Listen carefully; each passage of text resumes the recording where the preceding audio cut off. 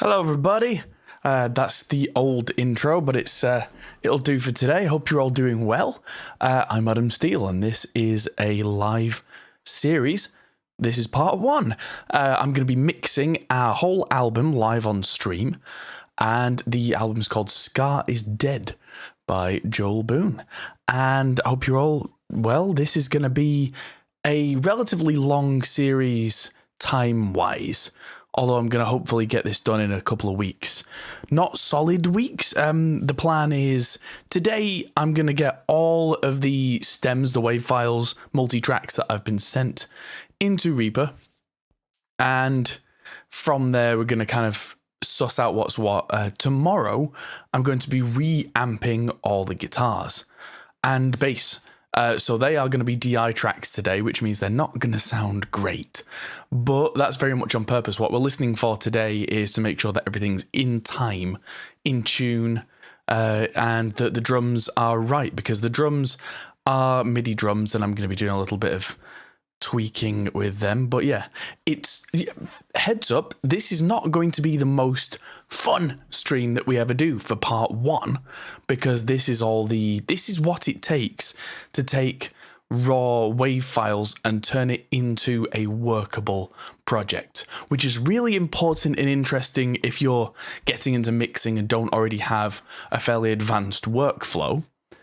But again, fair warning, maybe skip through this a little bit if you're watching this on demand and you already know how you like to have your mix set up. Although there will be things that we talk about today that are really important, like the drum sound, which is the brand new Extinction Level event, or ELE, from Spectre Digital, otherwise known as my friends Glenn Fricker, Alex Nasler, and their compatriots. And that sounds awesome. I've been playing with this a little bit off stream, and it sounds like this.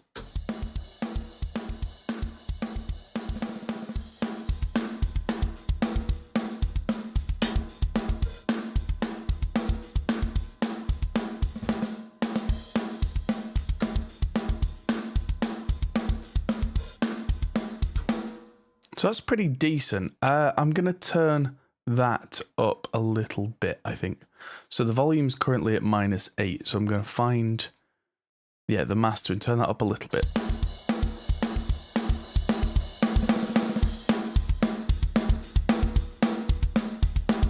What I don't want is for that to be absolutely smashing up to 0 dB, because then that leaves no room for anything else. So if it's a little quiet, I can always adjust my vocal volume to be a little lower. You might want to turn your headphones or speakers up a little if it's not stupidly loud.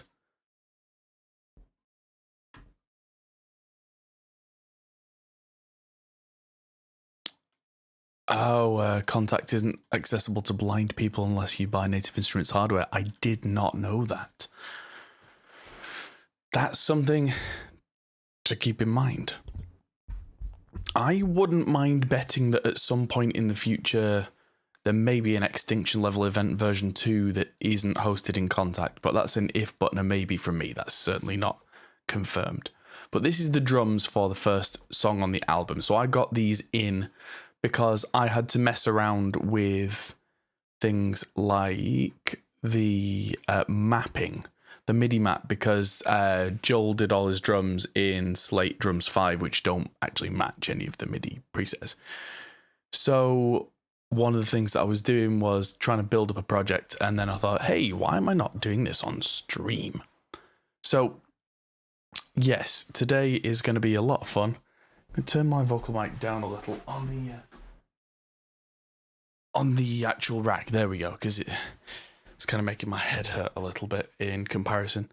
So I have a track named Reference Mix, and what I'm going to do is mute that by default, and then import I'm going to use a folder just off screen, which has all the files in it. You don't need to see that, but what you do need to see is me dropping in. Oh yeah, so that track was actually not right. Bear with me a second, we had a little glitch, but Joel did send me an email with an updated version of that, and I just didn't download it because I've been running around like a crazy person. So let's just get that downloaded quick. Whoa!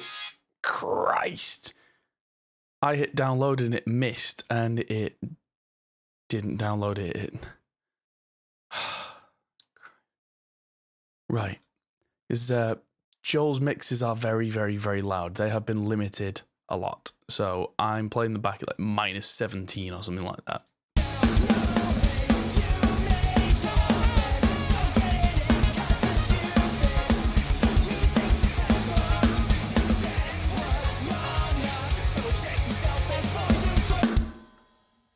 And the mix doesn't start at the same time as the drums. Okay.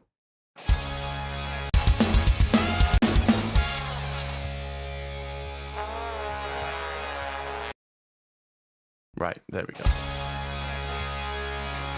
So that's the channel that will stay muted and will be soloed as appropriate.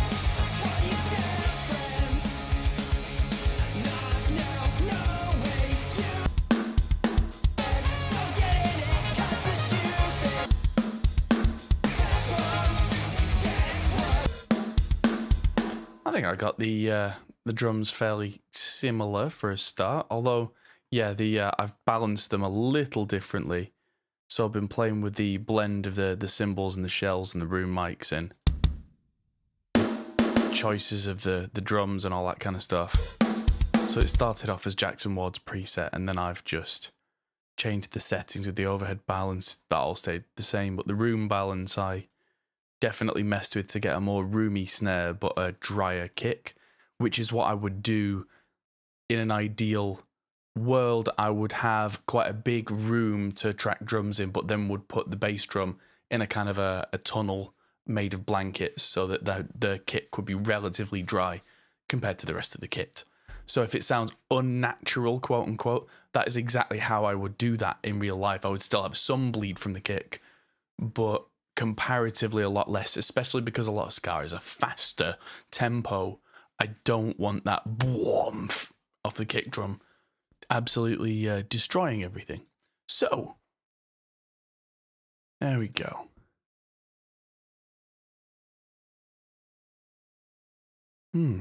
But yeah, the track has been limited.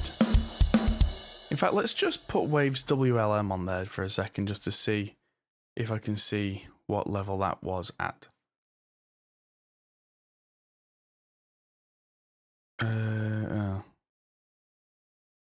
Skip. Never mind then. I'll just not use it because it looks like my Waves licenses stopped working today.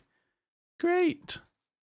Yeah, it does seem a bit silly that to do accessibility you need a Native Instruments piece of hardware.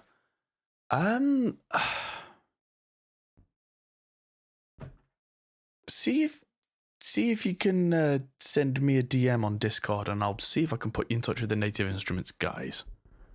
See if we can sort something out there. Because that's not ideal. But if we can make that work for you so that you can then make stuff and shout out to the world that, you know, I mean, Native Instruments Contact 5 has been, or is it Contact 6 now? I don't know. It is Contact 6.7, wow. But yeah, maybe we can convince them to put stuff in Contact 7 because some of the code in there is kind of archaic. I mean, you should try programming an instrument for Contact. It is awful. There's absolutely no rhyme or reason to the way the code works. It's horrible. But anyway, not to bag on Contact and Native Instruments anymore. Let's move on. Because yeah, that's something we could do all day long and it wouldn't really do anything, because yeah, the main aim today is get a decent sound out of that. There are some drums that are not mapped properly, so like here there's something up here and something up here. Let's listen on the reference.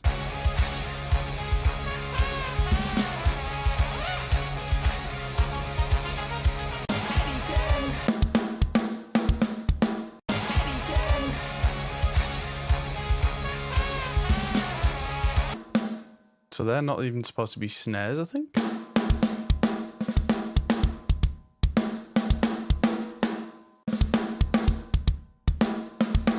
And that's supposed to be another something, I don't know. But actually, one thing I can do to save myself some time is go into the drum mapping, MIDI map, because there are some unmapped notes. I think one of these should be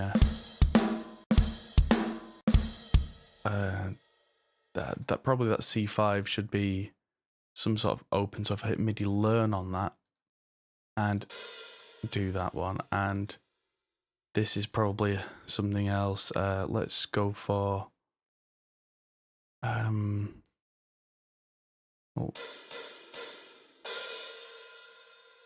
What have I got that's not being used very much? Let's use that splash on that side for now and just learn that.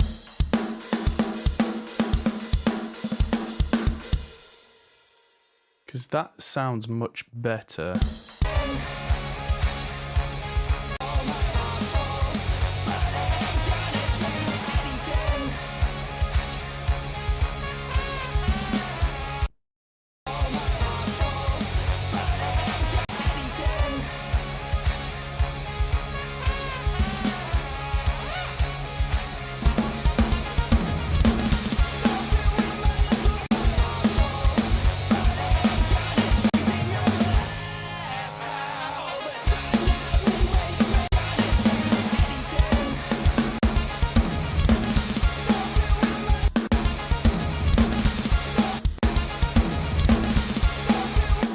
It seems like some of the drums have been changed that don't quite match the reference mix. So I'm just gonna go. They are in time.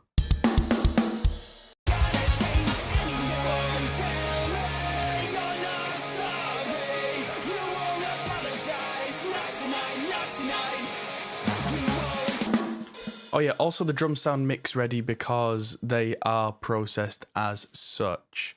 There is in here, there's a, if I turn off processed and the bus compressor, they sound like real drums. And then I put a compressor on, and then I put the processing on, and they sound great. But I could get the straight drums and do my own thing with it.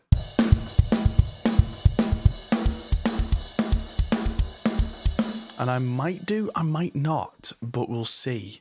Because what I'm going to do is build the mix around the drums as they are in that kind of mix ready thing. And if anything needs changing, I can change it. But part of a good mix is don't make more work for yourself. Make it sound like it should and move on.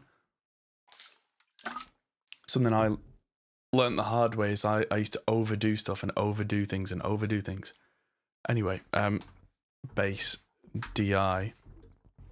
Let's start dropping files in for song number 1 and start moving on, because I've got an entire album to drop in here now. So there we go. I've already added a region. Now let's get rid of the marker and call this region shameful. There we go. And make sure that the region extends past the end of all the songs, because for the mix that's what we want. For the master, we'll then trim it down to what it needs to be. But yeah, this is another thing that I would like to mention at this point. I'm going to make a guitars folder, because that's next for the way that I do it. 5, 6, 7, 8. My boots good, baby. 1, 2, 3, 4, 5, 6, 7, 8. Lovely. And get them in guitars DI. And if these drop in properly, they should all be in mono and they'll come right down the middle, separate tracks. They might not sound great because of that. They'll sound like a honk, but as long as they're in tune, that's good.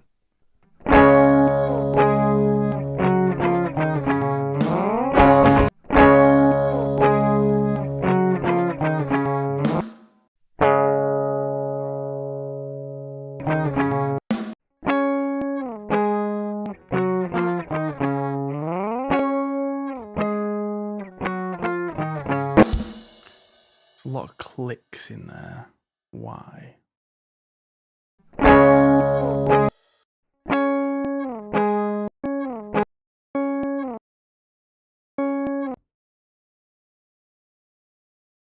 And it's repeatable as well. That looks like an edit that's not got an auto align on it. That's not got an auto fade.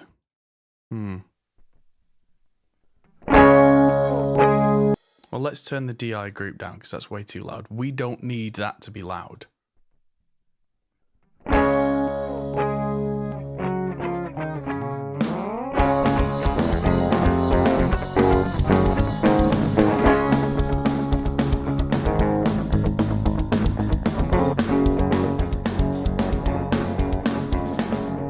Because tomorrow what we're going to be doing is I'm going to be the man who wakes up next to you. Tomorrow we're going to be in Studio A firing all these through a different setup. Right, let's have a look at this.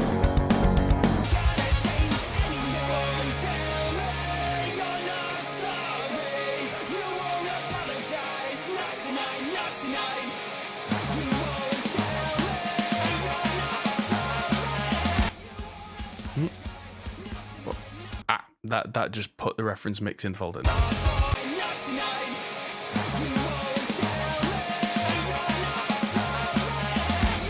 Right, and I'm changing the order round just because I've got the order in such a way that all the rhythm guitar tracks, all the distorted tracks are 1, 2, 3, 4, so I'm not thinking about changing any amp settings. Then the octave guitars can be a different amp.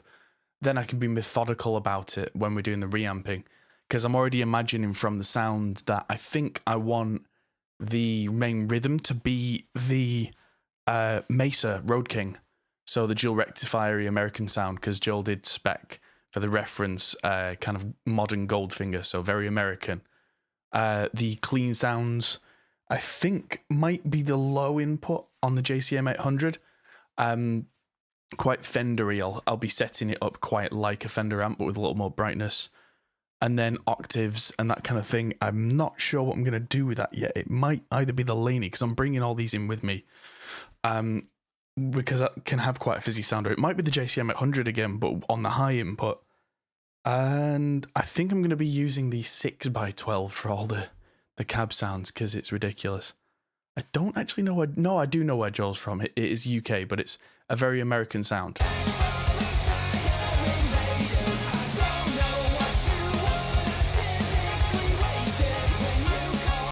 Right, anyway, let's move on, because, yeah, this is still song 1 of 10. So I've got them, then vocals, box group. And in this case, it's 4 vocals. And let's just add these in at the same point, separate tracks. Turn that down too for now. Back from outsider invaders. I don't know what you want. I'm typically wasted when you call my heart false. But it ain't gonna change anything.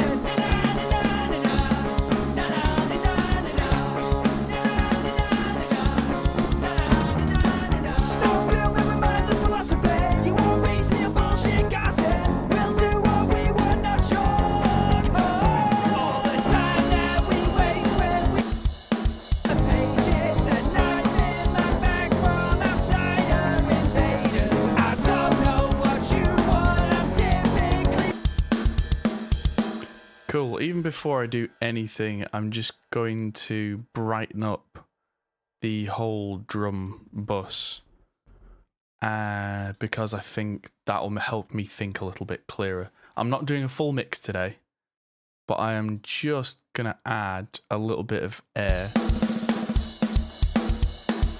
on the kit. That just brightens it right up.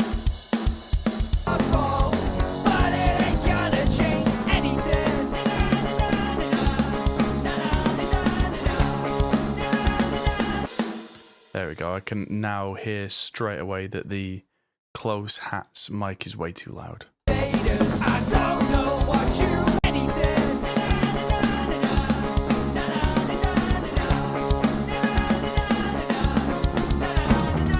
Stop real with my mindless philosophy. You won't raise me a bullshit gossip. And yeah, another thing that I might do at some point is there are 4 different microphones on the kick drum, which have different timbres of low end. Some of them kind of ring out longer, some of them are slightly kind of upper bass, lower bass, sub. So I can blend that a little bit because it's a little bit subby right now, a little bit wobble wobble, especially with the speed of the songs.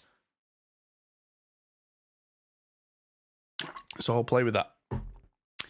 But yeah, I'm happy with this so far. And no, I'm going to put another group in before the vocals. I'm going to put the brass group in there.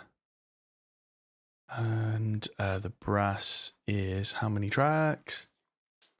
Come on, computer. Oh, wow. Lots. 1, 2, 3, 4, 5, 6, 7, 8, 9.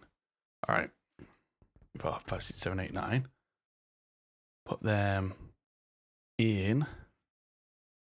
And they are in a specific order, so I'm going to leave them in said order. I can see that they have been absolutely blasted at the microphone because, yep, I've always had that trouble with trombones that they have a positive pressure wave, but that is still also fine. But it ain't gonna change anything.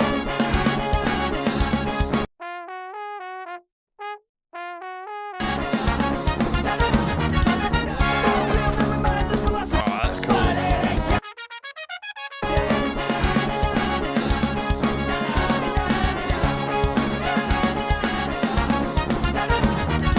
Stop real with my mindless philosophy. You won't raise me a bullshit gossip.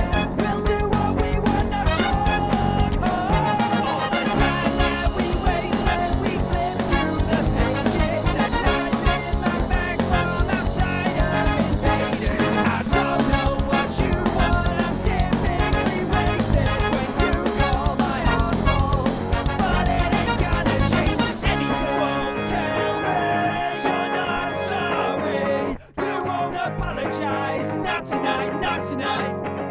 You won't tell me you're not sorry. You won't apologize. Not tonight. Not tonight. All the time that we waste when we flip through the pages. There we go. I mean, that's the drums. They're not even mixed. If you are interested in buying the extension level event drums, then that is something that there is an affiliate link for in the description. So go buy it right now. In the meantime, I'm going to hit Shift and C, which is add a tempo marker, because the next song, Smoked Glass, is 200 BPM. And for some reason, it seems like you make me feel like I've been... No. Nice.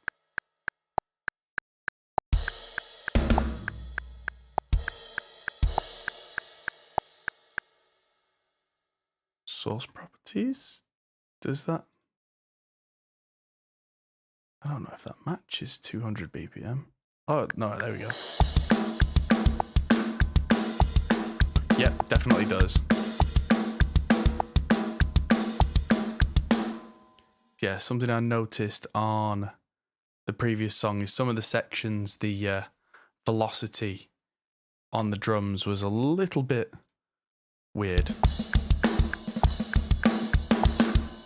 Some of them were softer, some of them were less soft, and I think in slate drums it's less dramatic of a sound, whereas a lot of drum plugins, the difference between say 100 MIDI and 127 is massive, which is kind of, yeah, it's the difference between hitting and like 127 is a drummer doing a fill and ending on a slam, and you should almost never ideally have the 127 being smashed, and a lot of these are right up there. So what I'm going to do is use something clever, use a filter and filter out the MIDI. Watch this.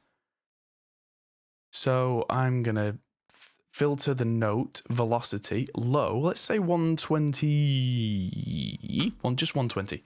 And now we can only see things in this drum MIDI that are louder than 120. So I can select the kick drum and the snare, bring them down just a hair. I still want them to be loud. And I can now clear my filter. And another thing I can do is I'm going to select everything and go to edit humanize. Not going to edit the timing at all, but I'm just going to add a tiny bit of velocity variation in the MIDI, because that just gives us, once it's been compressed and everything, it just gives us a little bit of that humanity, because even the best human drummers in the world don't hit perfectly every time. People say they do, they don't. They hit so consistently that it's in a very small range, but it is still a range. It is not atomically accurate. It can't be. That's where groove and feel come from.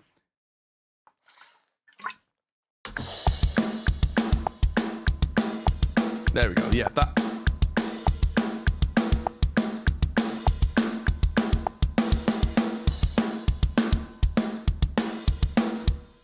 that feels good. Okay, so am I not streaming on Twitch? No, I'm not streaming on Twitch at the moment. I've kind of decided to, I'm gonna make a region for this, call this one Smoked Glass.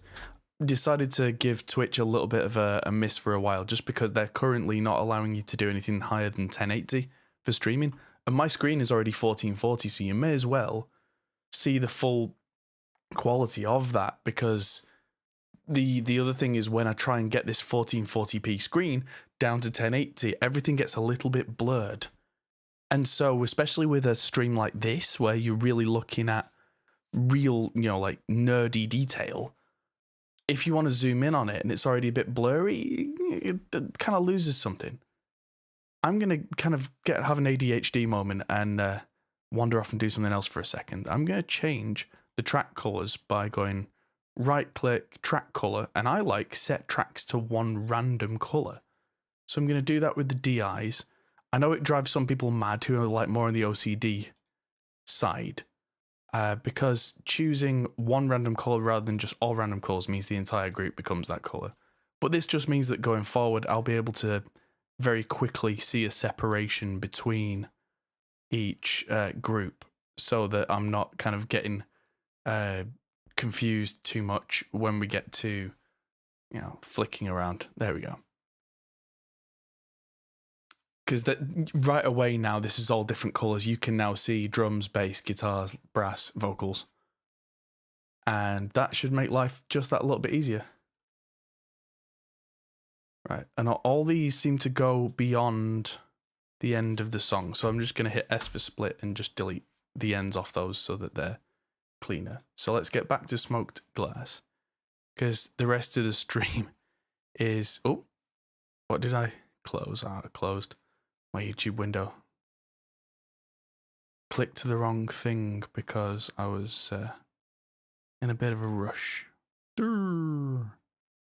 Yeah, the rest of the stream is me doing this another 9 times.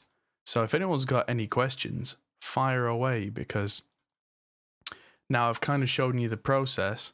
From here, it is repeat. So this is rhythm 1 and rhythm 2 on these guitars, separate tracks, and this one now has 4 clean guitar stems, and I'm going to put these in at the top, actually, and then just as I drop these in, the clean guitars on separate tracks. There we go. They're not going to be blue, but that's fine. I'm going to go track color, set custom color. Is there a color picker anywhere? That one? I'll just pick that one. This is close enough. It's also a blue. That'll do. I like to go in my guitar folder, cleaner, more distorted, kind of top line, then lead, because that just kind of works in my head as a dynamic thing, because the whole project cascades downwards from... Because it goes downwards, because if I was to turn this on its side on a mixing desk, that would be drums on the left, going through to the bass, going through to the guitars, then through to other things that are not vocals, then reverbs and effects and such. That's the way that I've always done things, and it seems to work quite well. So yeah, this one, the octave guitars are going to be blank.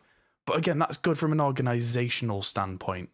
I'm putting the entire album in a single project, which I know for some people seems a little bit mad, but I do that for consistency. So this one has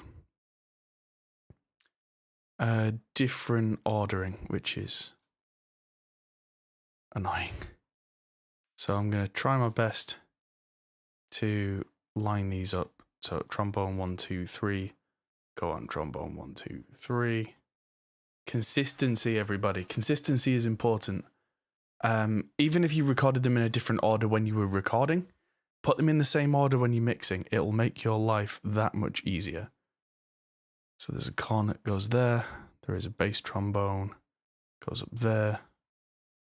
There is a trombone solo, which is going to go on its own track. And for now, we'll still go in there, but it might need to be in its own group. We'll see. What's not gone in yet? Lead trumpet's not... What? What are you? Oh, cornet went on the wrong one. Okay, lead trumpet needs to go in. Lead trombone, are you there? There is no lead trombone on this one. That's fine, because there is a separate solo. Yes, everything's in. Good. Yeah. Did I record this band? No, George, I did not. This is a mix session that I have been sent remotely to mix as a separate project. So not this time. I've got vocals, lead vocal and double. And then I've got key change lead and double, which I'm just going to for a second put there because I'll bet they go there. Yeah? So what I'm going to do, split them all, delete, because when it comes to mixing, the fact that there's a key change, I don't care. Arrangement wise, if I was producing this, I would care. But when it gets to this point, I don't. In the best possible way. Things like that when I'm mixing are not relevant. It shouldn't matter to me what key you're in unless it's a massive tonal shift, in which case I'm focusing on the tonal shift, not the key. But yeah, right, this should sound right. Where are we?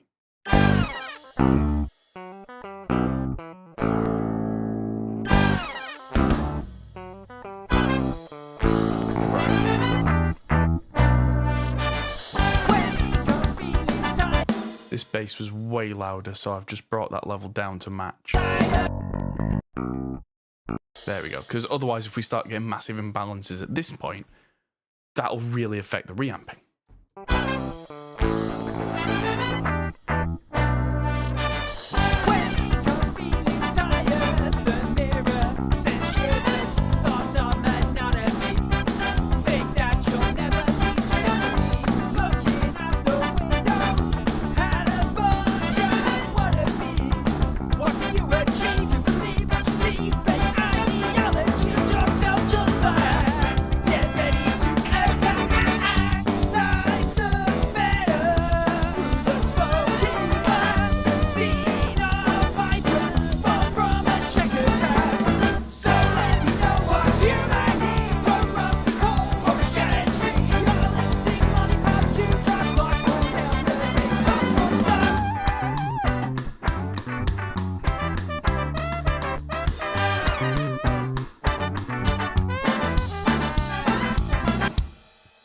Let's get the reference mix in just to make sure everything is as it should be.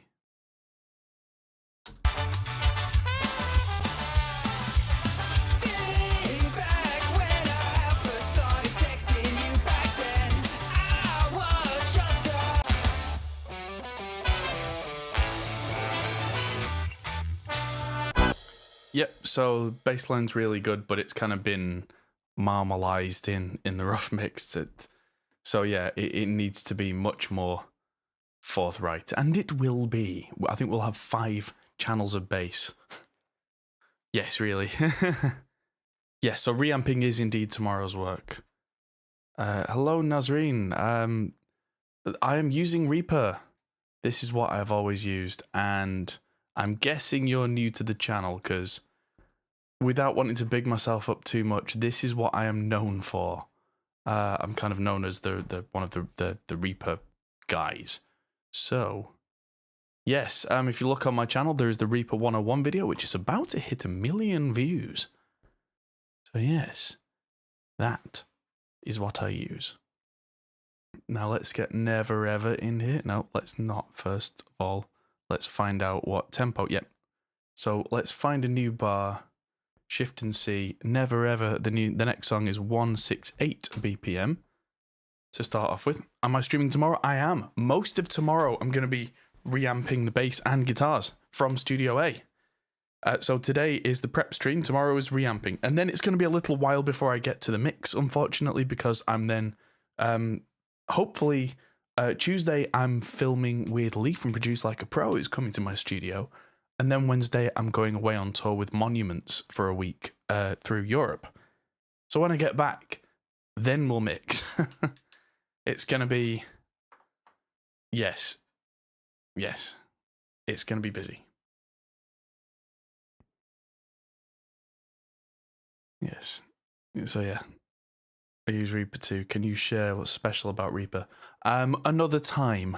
Let's do that another time, because I today have to focus very much on this. I have to focus on getting this all ready for tomorrow's reamping session, because this is not just something I'm doing for fun. This is a professional commission, and as a result, I need to make sure this is all done, because it's already 9 PM here.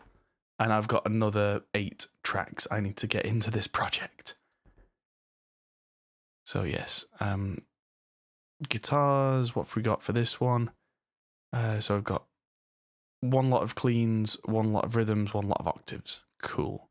So cleans, rhythms, they start there, and octaves. And yeah, if you are just joining us, as I was saying, these are all the DI guitar tracks. So tomorrow these will be rooted in such a way that they... Did I put... Oh yeah, so they should be further down on octave.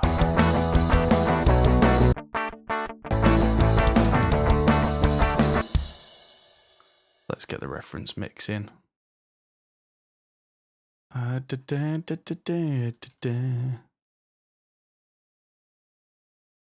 this song's called Never Ever.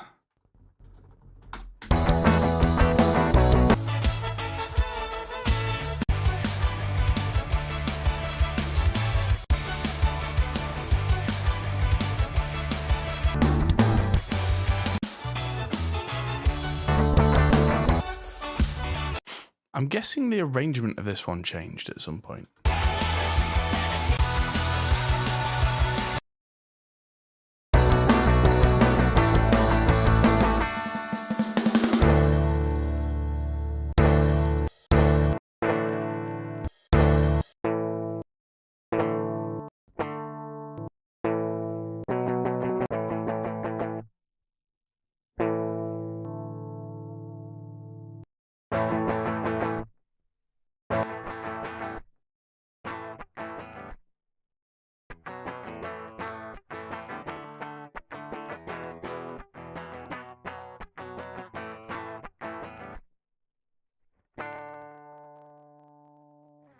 There's some real weirdness going on with these.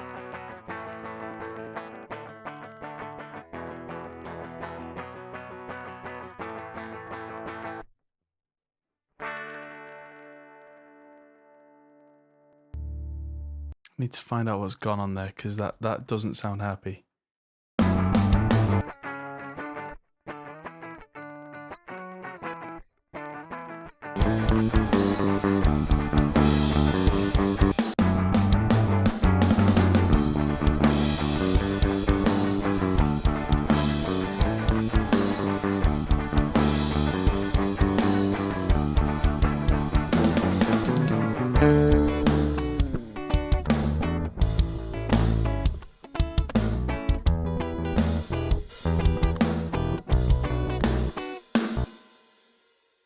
did I put them as well? That some of these songs, some of these songs, the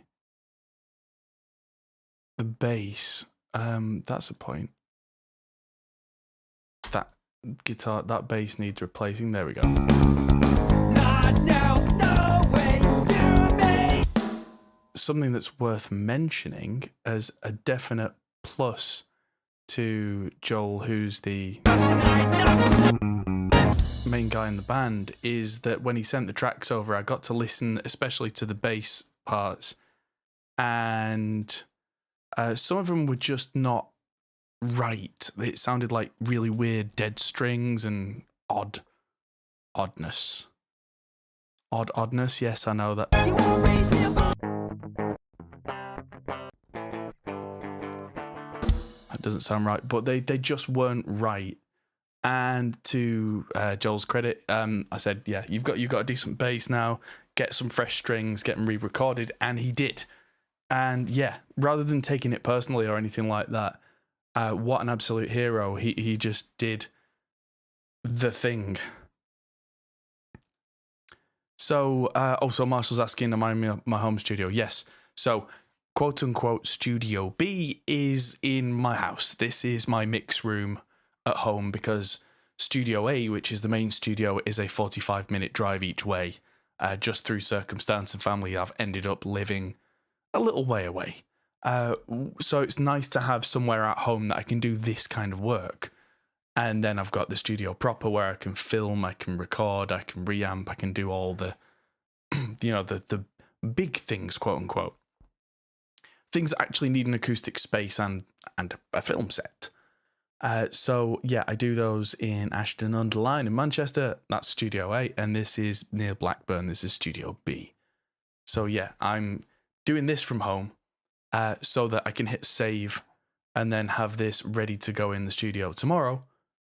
So that I'm kind of saving myself time and kind of efficiency. Because yeah, rather than spending an hour and a half today driving to the studio just to do this editing stuff to drive back, I may as well take that extra hour and a half and get decent night's sleep and also have the work done, That's the way I see things. That's not the right song. I've opened the wrong folder. Okay, so I've got lots of guitars on. Oh no, these are already in. So I need to make a note that the guitars on this one sound weird.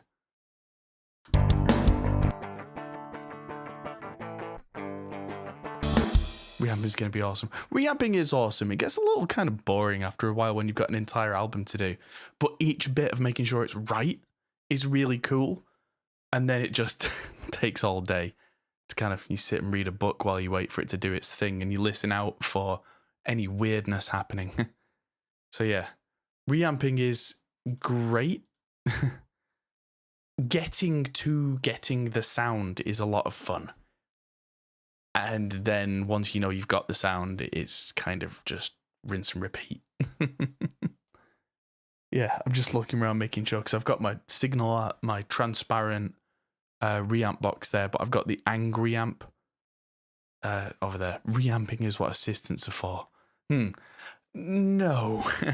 Well, pressing go and stop on reamping would be what assistants are for. That would be nice. But actually getting the sound, that's very much a me thing. Yeah, get the tones and put them to work. That would be nice. That also implies that I have a budget for that kind of thing. Unfortunately not.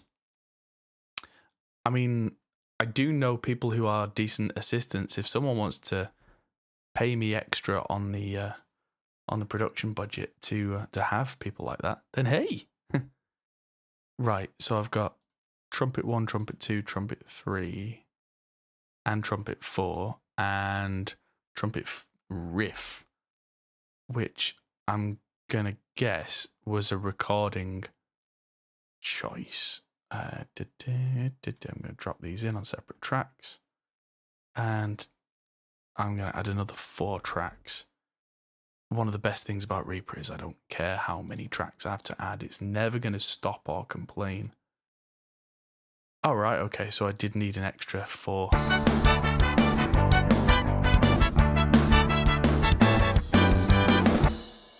Cool. So there's a trombone solo, which goes in there. There's another trombone solo riff, which goes in there. Make sure that goes in the folder too, otherwise we're going to get deafened. There we go.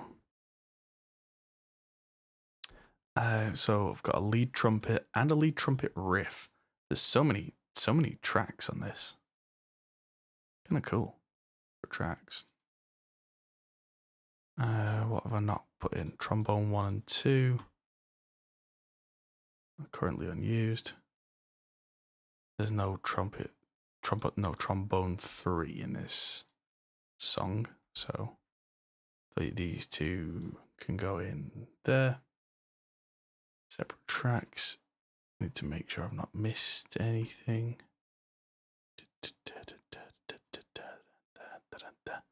But yeah, there we go. So the foldering system is... Oh, Lurking is Life. True to form. Actually coming out, yes. Danny says Studio A in Ashton, Studio B in Blackburn. Did he plan that? No. That's really funny. Completely coincidental. So let's just give all of these a random colour. Ooh, looks like the brass is green now. Maybe it needs polishing. But yeah, there was a... Where's trombone solo? Oh. Trom solo riff. Oh, that's empty anyway. That's interesting. But there is a trombone solo track which is going in there that I did manage to miss. But yeah, trombone solo riff is empty, so that's fine. I am dragging these in from another screen, yes. I've got 3 screens laid across here. I've got the one you can see, one that's got OBS and the chat on it, and one that's got the YouTube window and another folder. And if I did that here, it just gets really messy. So yeah, I'm just dragging these in from just files from a Windows thing. You know, it's not glamorous. That's where the trombone solo went. It got dropped on the vocal group. Whoops. That is definitely a potential issue that you can run into in Reaper, is because a folder is also just a track. You can just drop audio on it, and that can cause accidents. Oh yeah, Studio C is at John Brown's place, which is in Cradford. No, it's in Bradford. But yeah, let's see if this sounds anything at all like the demo.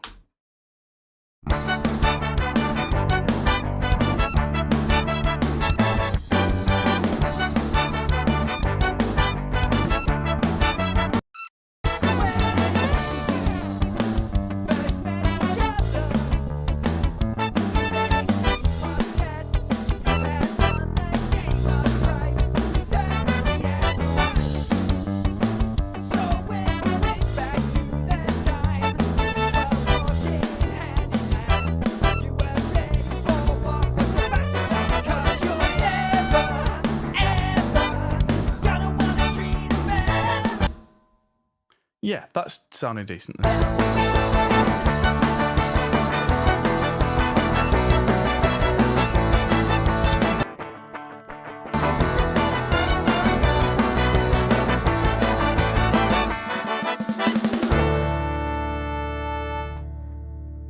Okay, so the rhythm guitars of Never Ever. Rhythms sound weird. I'll pass that note along to Joel just to see if it was some weird export thing that can be fixed. Because if that's the case, if he can sort that out tomorrow whilst I'm reamping the other songs, they can just be dropped in and off we go. Actually, do I have... Yeah, so I've got a couple of the amp sim. Yeah, so I'm just going to play one of these. This is the amp sim.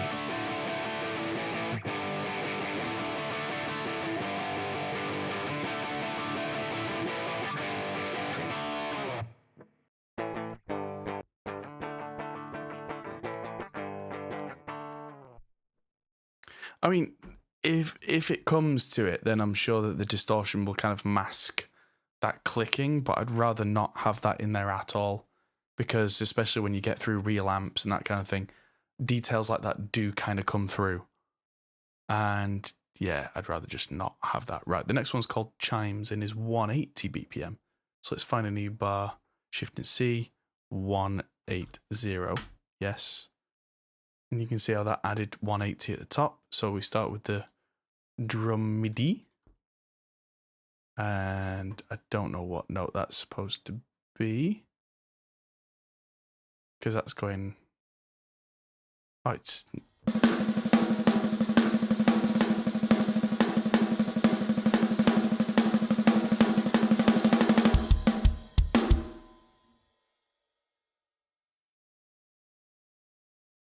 Don't know why that's playing at the wrong rate, but that's fine. Anyway, let's drop in the reference mix at this point. Hello, Luminous Brilliance. Welcome, welcome, or welcome. Let's drop this in too, so we can hear the reference. Yeah, that... okay, so the next thing to do is...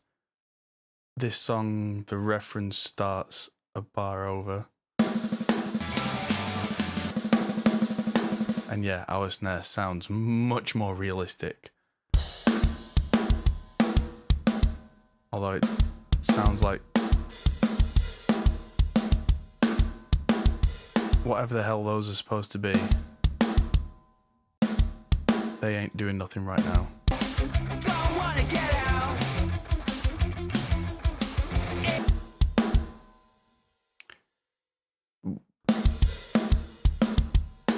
Okay, so they're all supposed to be hi-hats. Where's the hi-hat?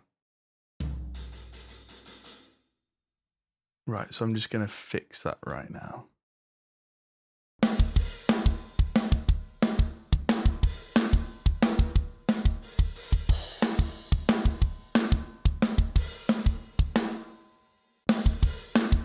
Because yeah, if you're good with the velocities, then none of this should be a problem. Let's just snap these from here to there.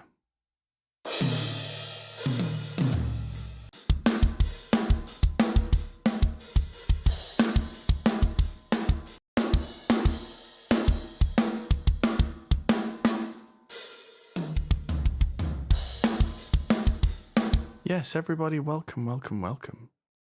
It's good to see people in the chat.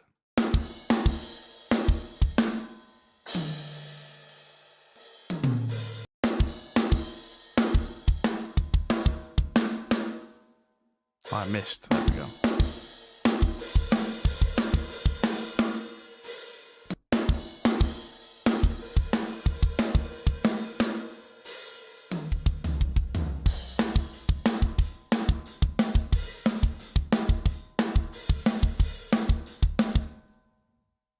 Cool, and these can go down also to the... There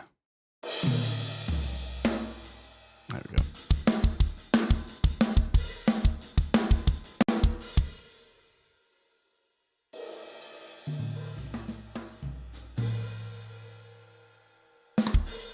There were other hi-hat definitions on ELE, so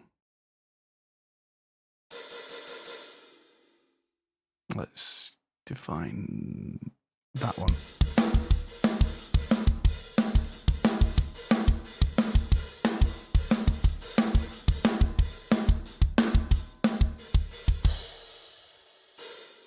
Let's try that one as tip tight. Tippy tight tight. And just see how far we get.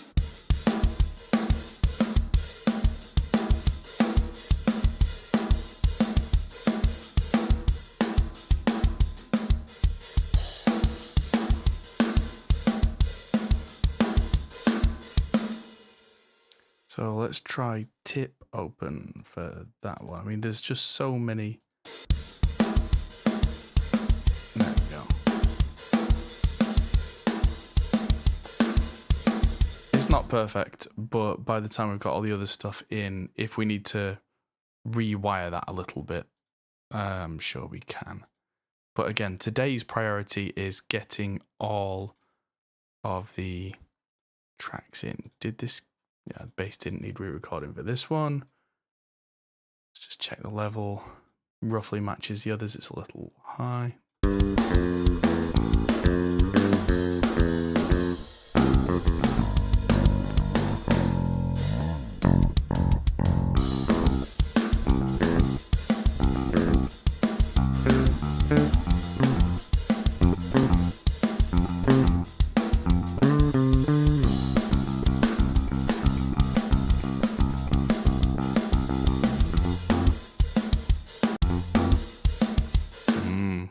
Nice.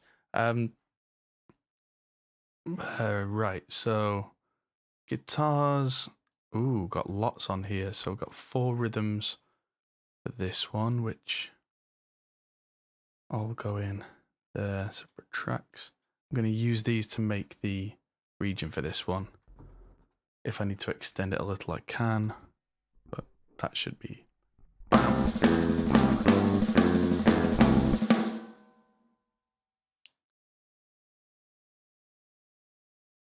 All right, so octave, guitar, all goes in there. Clean guitars go in there. And I'm actually going to make a separate. No, I'm not. Not for the DIs. For the DIs, I'm going to have a guitar solo, because this is the first guitar solo I've seen. And that may actually be a blank track. So that's another thing. So chimes, guitar solo, no sound.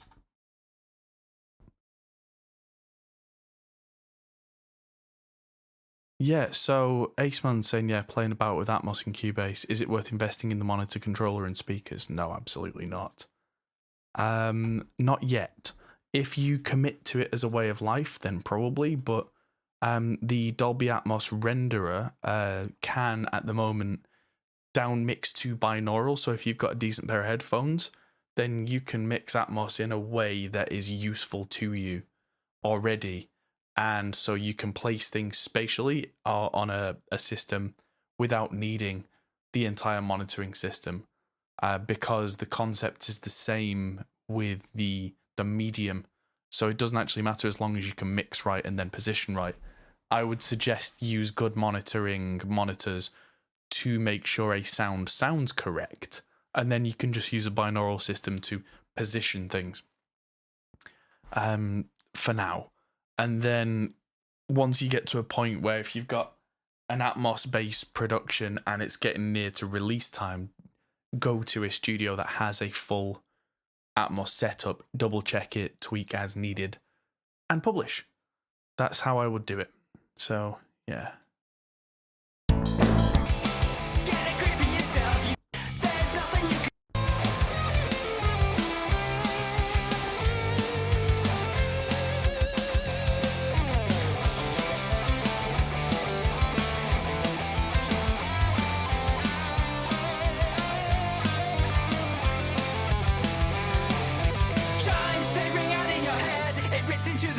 Right, so I'm making notes on another screen as I go that, yeah, the guitars, the rhythm sounded glitchy on one of the songs. There's no guitar solo in the file.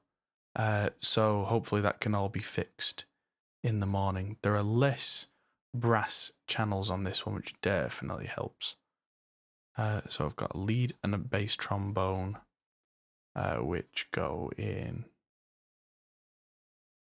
I mean, I can't see myself doing much to the individual brass channels anyway, so I'm less bothered about these all being on the quote-unquote correct channels, because unless there is some major issue with one of them, that's going to be a group bus thing and a volume ride thing, which volume automation can be on a per song basis. If one instrument is overpowering the others, that doesn't really matter what the channel's called. That is just, you are too loud, you go down now. Trombone 1 and 2, and there is a 3. Lovely. And so, Accidentally moving things now. So I should have 8. 1, 2, 3, 4, 5, 6, 7, 8. Lovely. Save. Oh, no. Accidentally trying to save a web page because I hit that on the wrong window. Well done.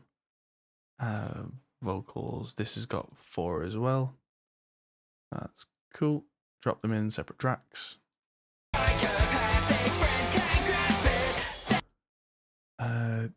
Yeah, make sure that's louder because, again, consistency. What I want to see across these tracks is pretty much that levels match across the album. And this is definitely something to keep in mind for everybody, for all of you. When you're recording like an EP or an album, is once you have recorded everything, go back through all the projects and try and get everything to roughly match in terms of levels, so that if you do end up, say, importing a drum sound from one to another or not, but it gives you the choice, then everything should be consistent. Then any plugins you use, they should move the needles the same. You're not making yourself work twice as hard.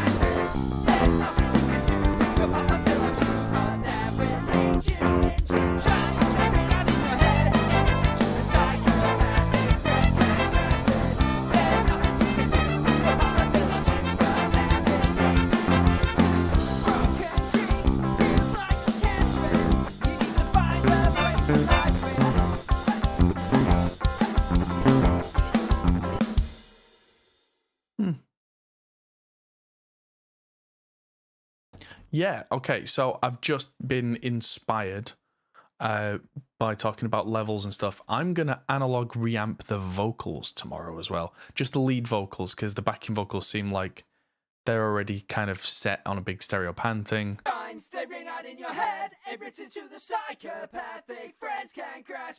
So those will work well as kind of plug-in based processing. But yes, I'm using the same kit for all songs, which is exactly what I would do with an album with a band. I would use the same drum kit. Unless there's a song that is massively different and atypical, like a kind of a really slow ballad or that kind of thing. Which, for a ska album, I'm not thinking that's going to be a thing. But it could be. We'll see.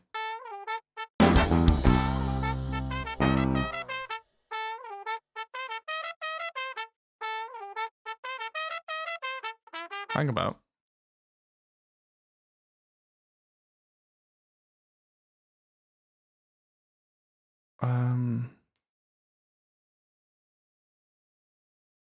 Yeah, that is right.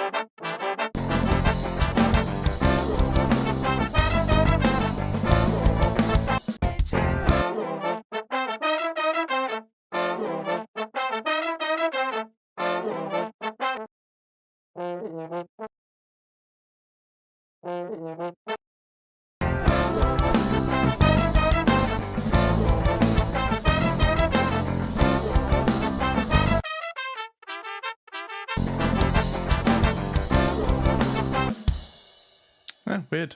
I'll have to ask Joel about that.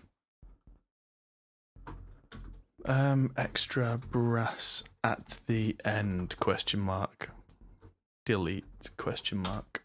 Okay. I was hoping that I would be able to do this not on the day before, but, you know, this is what happens when you're a crazy man. Yeah, the horns do sound really, really good tracked, actually. That's right. What tempo is this? So shift and C 190 for this next song, which is called Do Not Disturb. And yeah, there's let's just make that a region called Do Not Disturb. Not disturb.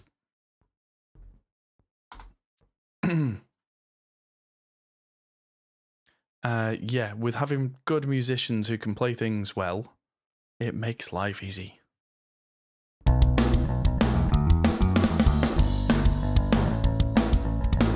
There we go. So yeah, as you can see, I'm making sure the levels of all these look very similar, so that when I shove them through gear tomorrow, that will hopefully sound consistent. It will sound slightly different across the come on brain. It'll sound slightly different across the album as different basses are played. They're played slightly differently. That kind of variation I want.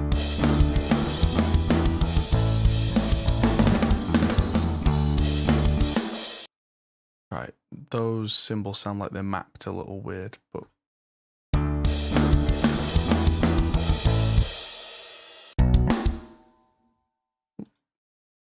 yeah, I interrupted the process there.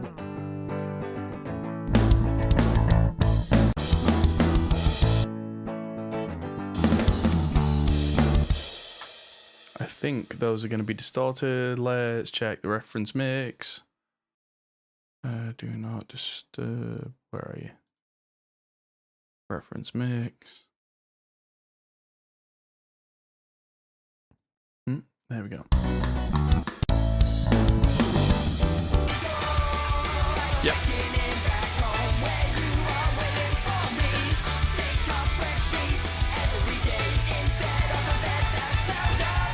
Pizza boxes on the side, living out of bags is just not fine. I'm starting to wish that you were here, so pass my bag and let's get out of. I've been dreading this to come.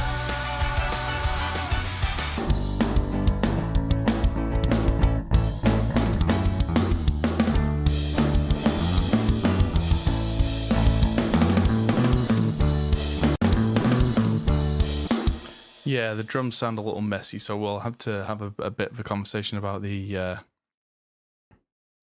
mapping, the drum mapping, but we might be able to sort that out. See if I can really beg Spectre Digital to get an SSD 5 drum map. I'll see if anyone's already done one. Because it's not one that comes with it by default. Do not disturb. Right, let's get these brass stems in. Already losing my mind. Lead solo trombone.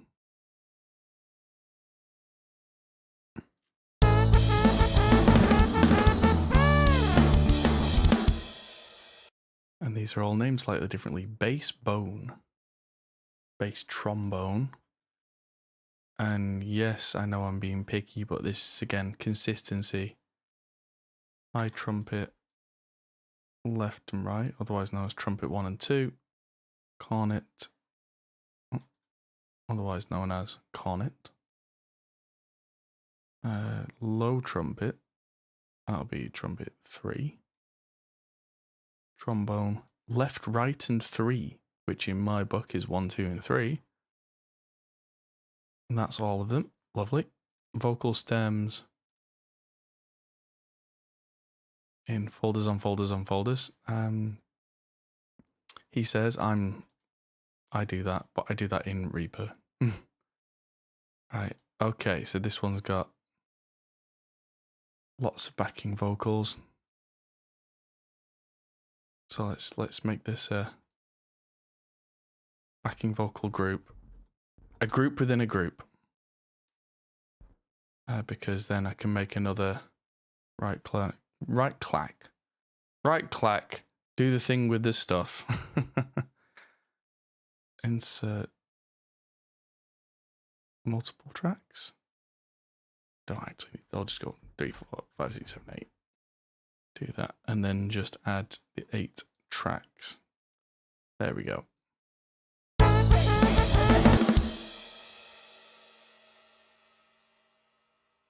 Okay.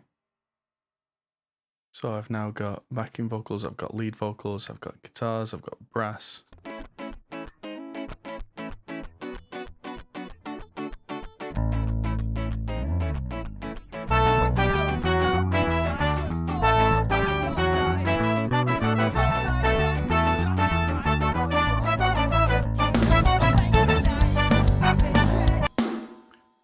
Vocals are quiet.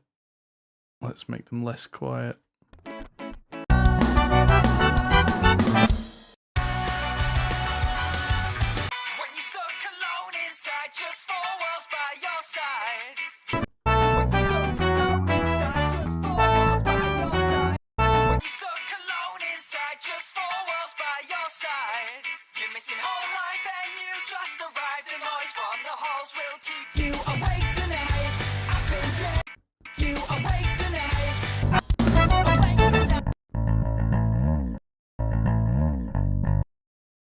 Right, so that bass for there has to go because that's just confusing and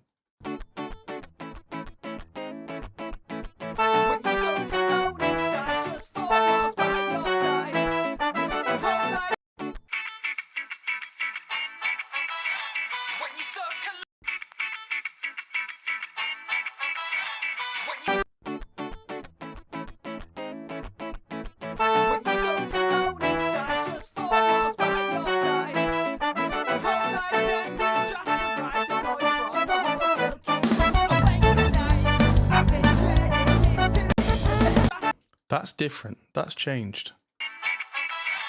When you're stuck alone inside, just 4 walls by your side. You're missing whole life and you just arrived. The noise from the halls will keep you awake tonight. I've been dreading this to come.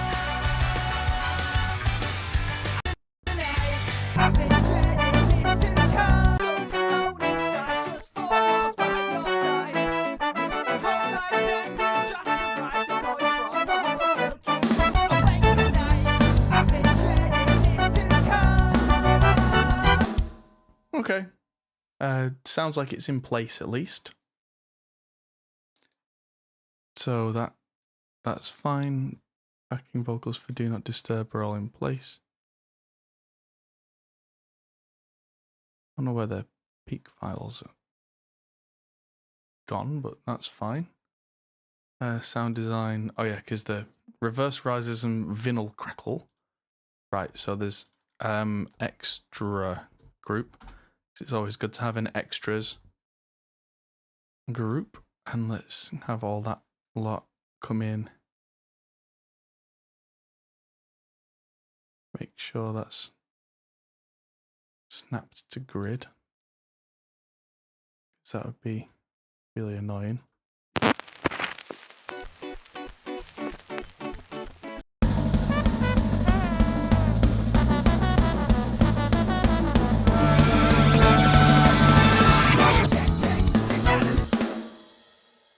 Cool. So we're now 5 songs in, and yes, let's go for Wherever You Lay, which is song number 6. Is at 185 BPM. Shift and C, 185 BPM. Start with dropping in the drums, then the new bass track, because this one was re-recorded, which again, excellent job, Joel, for doing what needed to be done. In fact, I'm very quickly gonna just demonstrate to everybody. This was the old bass track.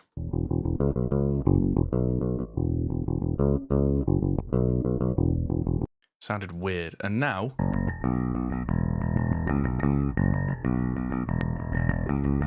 sounds like a bass. Sounds so much better.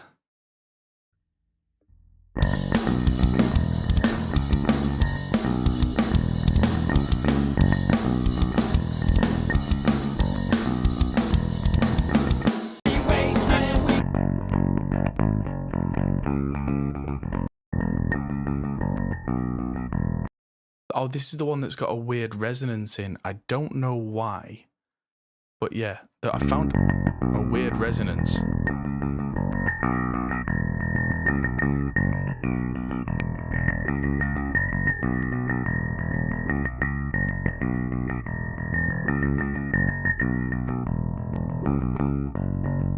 I don't know where that's from on that particular track, but other than that, it sounded fine. So I'm just using an EQ. I used a little trick. Shift and E in Reaper means that I can add an effect on an item and not on an entire track. So on that one particular item, which is the bass DI for that song and that song only, I just used a notch EQ to take that away. So now it should sound not horrible. So yeah, let's move on. That'll be particularly useful when we get to reamping. So these are just called guitar 1, 2, and 3. So this is going to take a little detective work. Again, consistency. Let's get the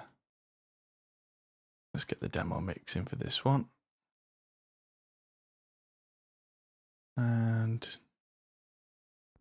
we didn't actually. Oh, have I just been? I've not been setting my time constants properly. There we go. That's better.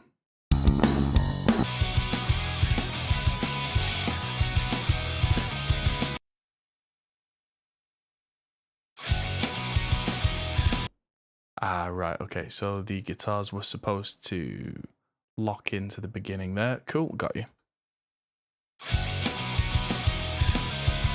Marshall says, could someone have EQ'd it badly on the way? No, apparently that was just that was a bass straight into a DI, well, straight into the instrument input on a UA Vault 476. So I wonder if there's something really weird with the impedance on that, because yeah, as far as I'm told, that was just straight off. It's completely dry.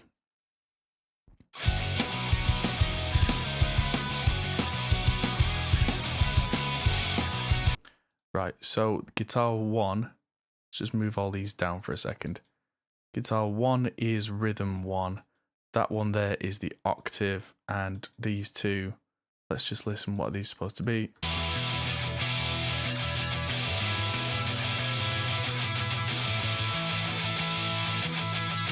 They count as octaves as well, so they'll probably be a more Marshall-y kind of sound. There we go. I mean, it doesn't sound like a pickup issue. It sounds like some sort of weird impedance fold back thing, because generally speaking with a bass, a pickup's a pickup, and they don't tend to have weird resonances like that, although anything's possible, I guess.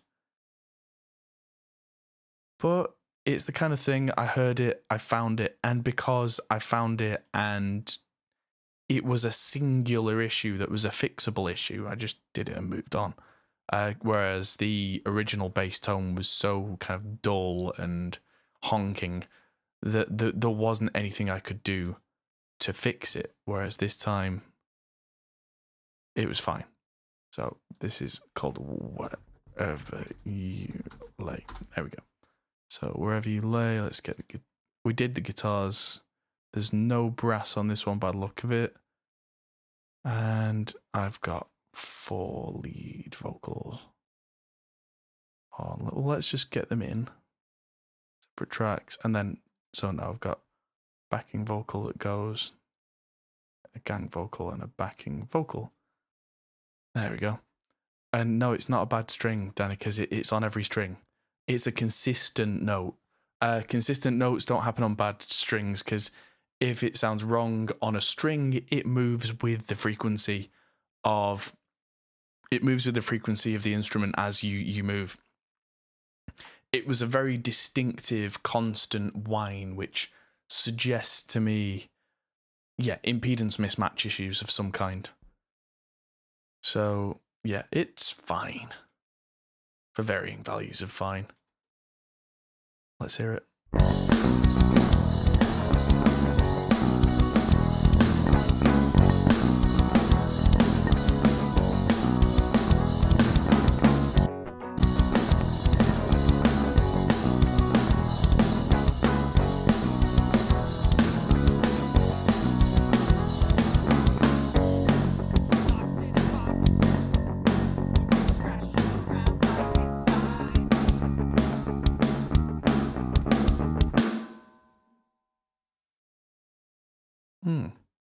Yeah, sounds fine.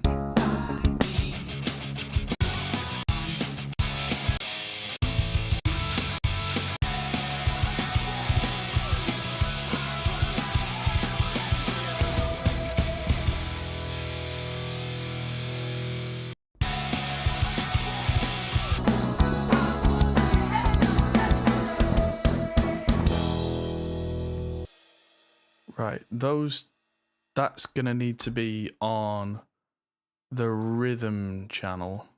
Those two that claim to be octave guitars there are not. They need to be there. Otherwise, that's going to be really weird when we get to the point where the rhythm guitar kind of ends and suddenly it's a completely different tone. Because when you're overlaying tones, you can have them be vastly different and that works fine. But if you're switching from one to another, if they're vastly different, it can be quite jarring. And we don't want jarring. What we do want is that was a nice, easy song, and I like easy songs. So, do what you want to do is at 170 BPM, so that's 170. And so let's start with the drums. And they're never going to make any noise on the bass channel.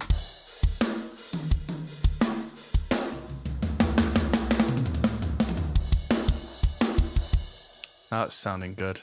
All right, so let's get again, another song where the bass has been re-recorded. Let's just see.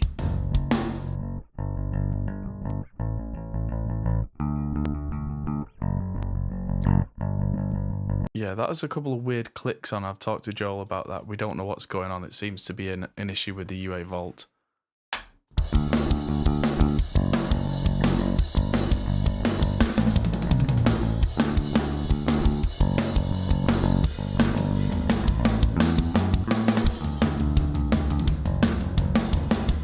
Yeah, sounds good.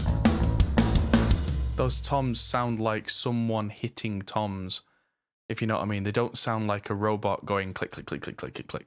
So let's just make this a region now called do what you wanna do. You wanna do the pool.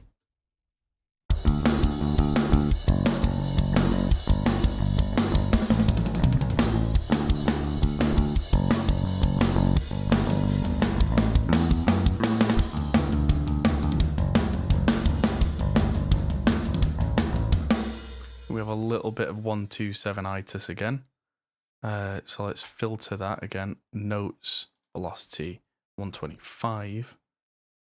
And just take anything above 125 and just notch it down a touch. Clear the filter. And then just humanize things by, that 7%. There we go.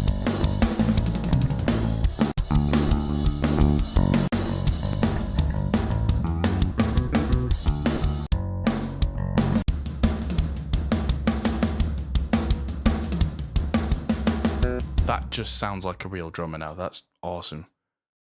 So, yeah, those rooms are really good. So yeah, well done to the Spectre guys. Clean guitars go in there. Separate tracks. I've got what I think is 4 rhythm guitars. Yeah. So didn't put in the reference mix yet. I've got octave guitars and what is called arpeggios, which I'm gonna put on those octave style channels because those will go through the Marshall, I think.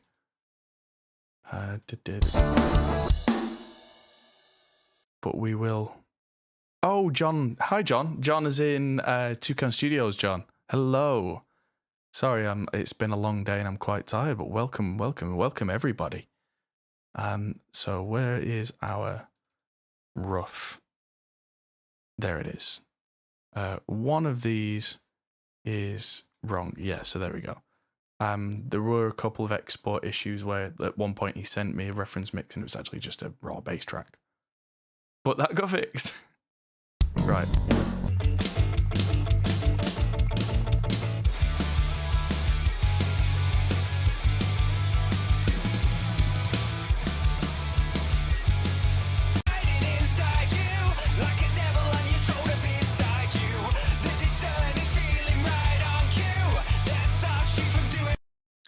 Yes, so I've closed my monitoring effects window for this stream, but usually I have this up.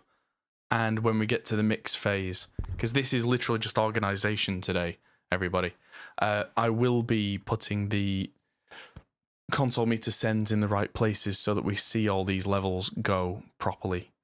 And I might change some around because I've got 4 vocals. I've got 1 for guitars, which is for this. There's nothing for brass or anything, so I'll be redoing this a little bit. Might even put 24 faders on, but we'll see. But for now, this is out of the way visually, so that I've got more space to work.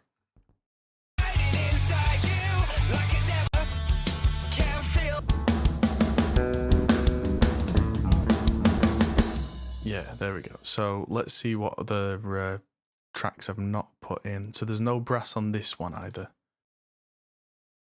Cool. I do have lead backing and yeah. Lead backing and that'll the yeah will go in the group.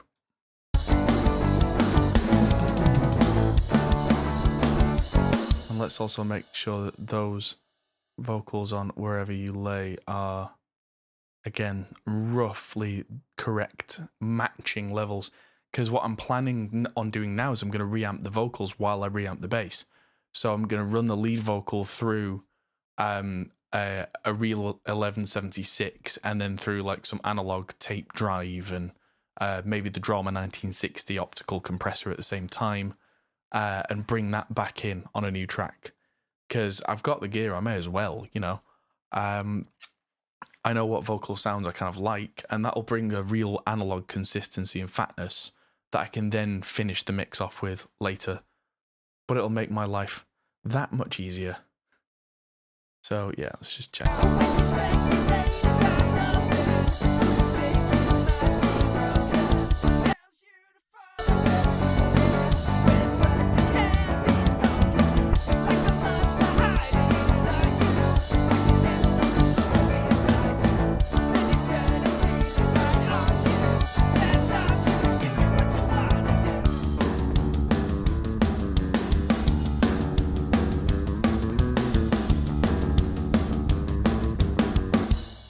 Yeah, this is coming together very quickly now as an album. We're only at 54 tracks. 54 tracks, everybody. Nice and easy. And that's if we end up with 3 microphones on the guitars, times 8, that's 24 plus the folders. So that's nearly 30 tracks of guitars to go in. Then there's going to be 5 tracks of bass, probably another 2 of vocals. You know, it's going to be an easy 80 or 90 tracks. And I've not split out the drums or anything yet. So yeah, probably about 100 tracks before we're done. But for me, that's not crazy. I mean, it's a lot, don't get me wrong, but that's for an entire album as well. Some of them will be just blank for certain songs. Right, so there's a cover of I Believe in a Thing Called Love, which is also 170. So that's cool. Let's start with the drums. Multi-channel item on a single track. Let's do that. Oh, this one's got program changes. This could be dangerous.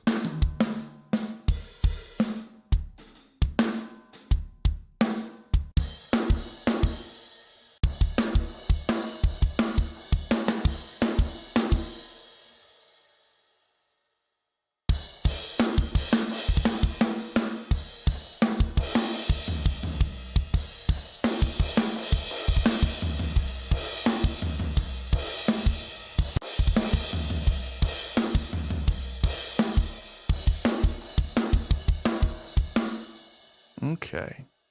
Yeah, Eastman said you were lucky if 22 or so of 24 tracks were available. Yes, quite right. Now, this one got a re-recorded bass, so that one's going in. So that's previous song. Let's make a new region for that with Shift and R for region. I believe you think I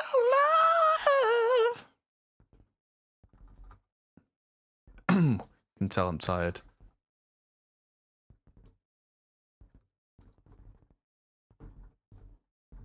Having to lean into the screen to see the writing to make sure it's all right. Started locking ADATs and Pro Tools up with SMPTE. Oh god, I've known people who've locked 2 analog tape machines together with SMPTE, and it's like talking to a Vietnam War veteran. They're just like, never again, man, never again. It's a bit rough. You can see it in their eyes. They've seen war, and not the good kind of war. The kind of war where you never really come home. So yeah, if ever a band is bragging that like, oh, we recorded our album on 2 tape machines and they were synced together, look at the engineer's eyes and just look at them die inside a little. Right, so that was nice and easily named guitars. Thank you very much. Brass, how many have we got? Lay it on me. 9. That's not too bad. So I've got lead trombone. It's going to go down like a lead trombone. Lead trumpet. Trumpets 1 and 2. And again, another great thing about Reaper is that as I drop these in, the little blue lines come up on the screen. That if you look on the left side of the screen, you can see where it's kind of highlighting to kind of, it draws lines back to the tracks on the left, so I can very quickly see and be sure that is the correct track. I love that. That wasn't in there originally with Reaper, and it must have just been requested enough times that now it's just indispensable. Right, so that's 9. Yeah, 9, yeah. I went into German mode for a second there. And I've got 4 lots of vocals, as is tradition. As is tradition. They're about right looking, and then I've got that goes there, and that goes there. Check that those levels are reasonable. They're really quiet. So up they come. Because I want the levels to be the same going into processing. Even if I want the levels higher or lower when we get to the mix, that's not track volume and clip volume. That's automation. So that's, if I was to hit V for volume, that comes after any plugins. So that comes after compressors and de-essers and all that kind of stuff. So if I have my levels consistent to begin with, things like de-essers act as they should. Things like compressors act as they should. Then, if I need something to be louder or softer after it's been through a virtual kind of outboard gear, because that's how you should really look at plugins, is they are like using virtual outboard gear. If you can see them that way, you're never going to go too far wrong.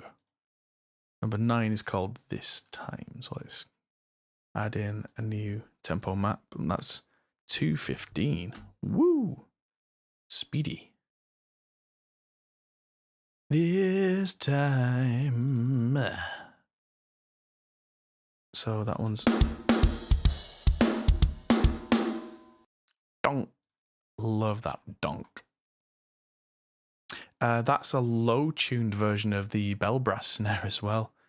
You should hear it when it's high tuned, because that's the low tune.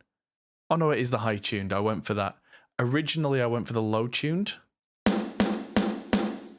which is the same snare but tuned lower.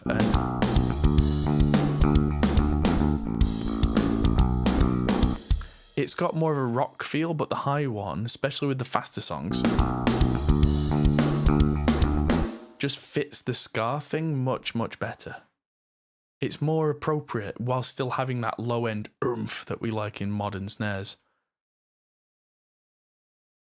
Right, this one's got, acoustics. Ooh, rhythm guitars. Let's start with these separate tracks and create ourselves a this time. There we go. So I've got a region for that. Octave guitars, go on their channels. Clean guitars, you go on your channels. And acoustic guitars, solo and lead, they are one and the same.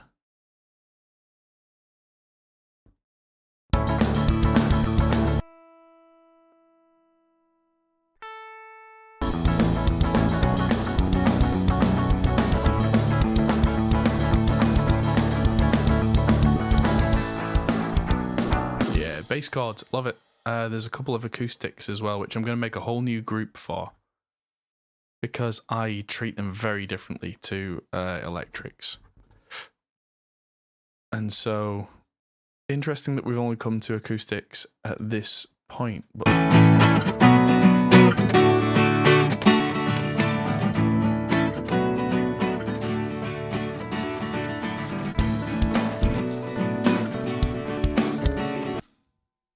cool. And I'm going to do the thing I've not done yet, which is drop in the reference track. Reference track. Reference track.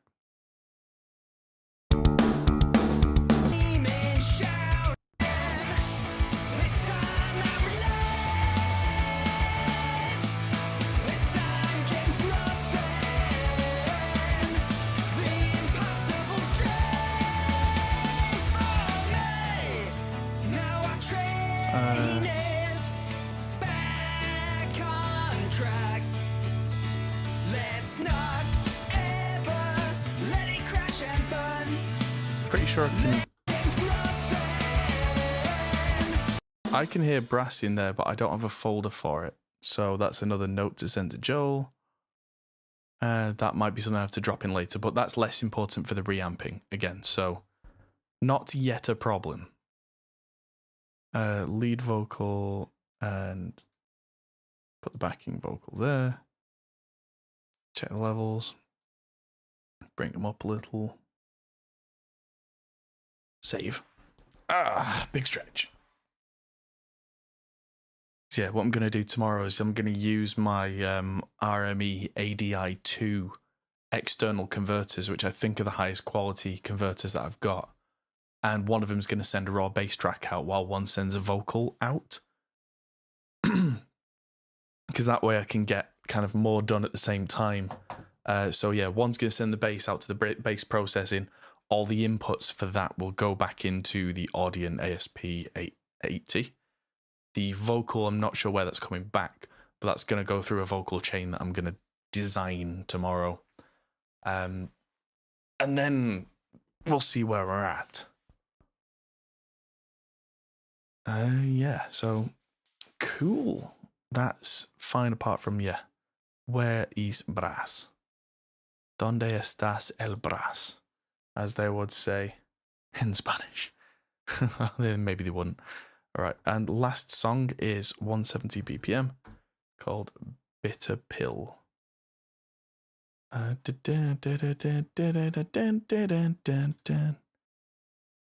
and I've got electronic drums sample. Oh, what am I doing? I know I'm getting tired when I'm just dropping the drums on a random track. There we go. I've got electronic drums sample. So that's going.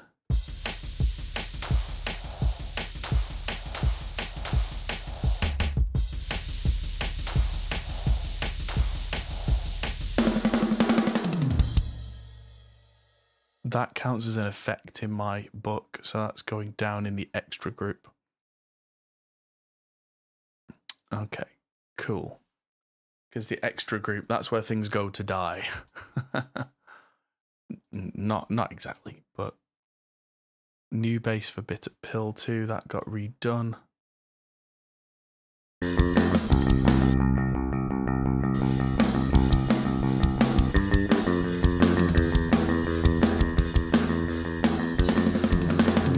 There we go. So yeah, the bass is going to go through an Ampeg. It's also going to go through my Tech 21 Landmark. It's going to go through the Cali 76 compressor and a Rodenberg clean boost. It's also potentially, depending on the mix, going to go through, well, it's going to go through an Avalon U5 as well, which is really treating it. And I've got a setup that I've been using with a kind of a Marshall distortion on one side and an orange on the other. That might be low down, it might just not be in there. But we'll see. We'll see how that feels, because that's not very Ska of a thing, so it might just get muted. But that's actually a software bit on the end, so yeah, bitter.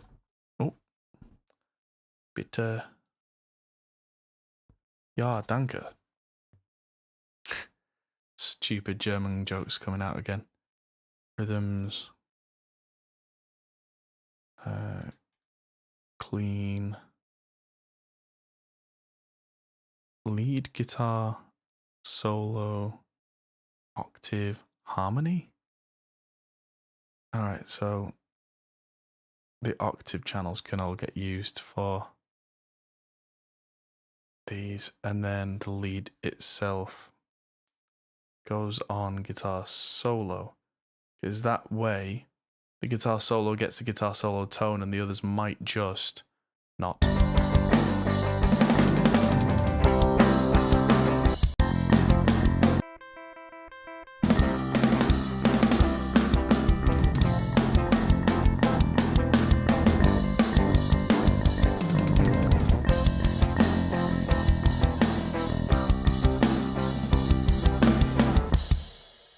Right, so I've got the guitar DIs in. Again, there's no brass on the in the folder, but I'm gonna check.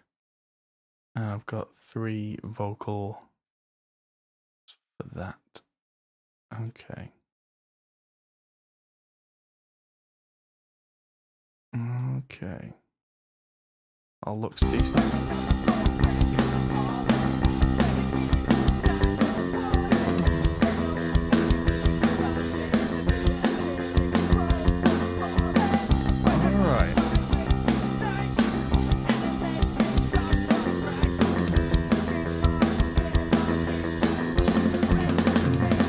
German jokes, but it's called Bitter Pill, and I was going, Bitter? Danke. Unless that's not actually German and I'm just completely making that up. Which I'm fairly sure I'm right in saying that's a really, really bad German joke, but right.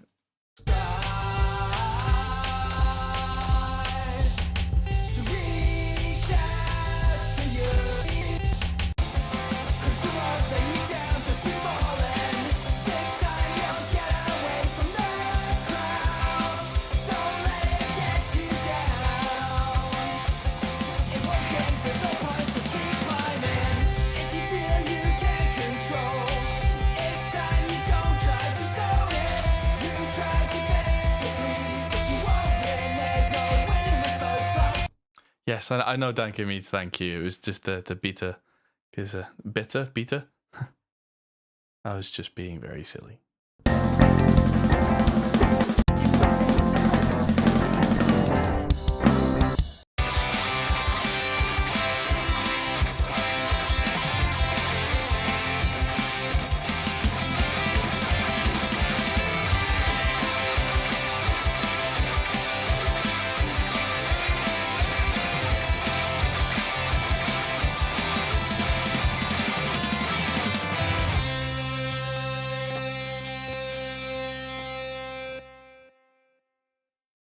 Yeah, so it seems the people who speak German understood the words. It just wasn't funny. Okay, so that's the end of that song, and that's fantastic because that means I've got now 10 songs, and now I can start doing a bit of the routing for reamping, and then it's time for bed. But yeah, those octaves there, so a lot of the octave guitars, I think I'm going to use the JCM 800, which has been reset to factory stock. The mod that was in it has been removed, and I'm going to use a Boss SD1 in front of it, which is the classic with a Marshall. And this is the SD1 Wazza, so it's got even less noise. It's got this custom mode, which I probably won't use because I do want the kind of the original sound for those octaves. And I think I'm going to use the Mesa Road King on the modern for the main tone, because it's just got that thing that I think he's looking for. And I'm very excited about that. So yeah, right, on to routing, whatever you want to call it. So let's just get rid of the mix window for a second. Yes, look at this nightmare. So I'm gonna rename these quickly. So it's now taking the, this is the bit that's less fun. But if I had a mix assistant, this is exactly what they would be doing, because it's gonna help me in the long run when we're mixing everything and all the names are right. Oh yeah, this is where it's gonna get. Oh, there we go. A lot better. Now, even if you were a person who mixes one song per project, you really should do a lot of this kind of stuff. But why would you do it 10 times when you can do it one time? Because the way that I've done all this, if I was to do this as my prep for an album and then mix one song separately, what I could do is select one song, kind of go file save as new, and then double click on a region to select it, right click on the timeline and go crop project to selection. And that would just delete everything out of the project apart from that one song, but all my tracks would be still set relevantly. Yeah, I think it's called routing. Americans use routing, but as far as I'm concerned as an Englishman, routing is something that you do when you're cutting off wood.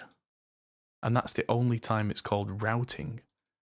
Because routing is navigating a route, which is what military people do when they're orienteering or, on a mission. You walk on a route.